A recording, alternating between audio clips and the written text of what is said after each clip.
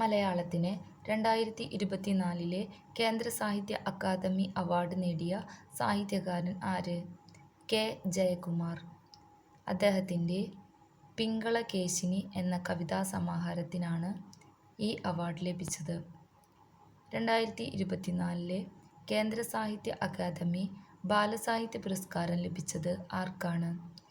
ഉണ്ണി അമ്മയമ്പലം. അദ്ദേഹത്തിൻ്റെ അൽഗോരിതങ്ങളുടെ നാട് എന്ന നോവലിന്.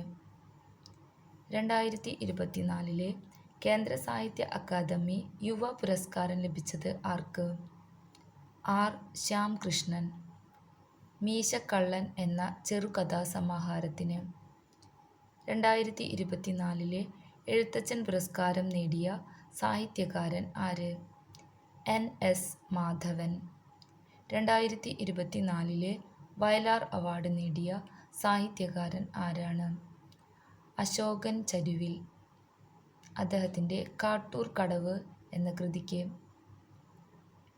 2024 ഓടക്കുഴൽ അവാർഡ് നേടിയ സാഹിത്യകാരൻ ആര്?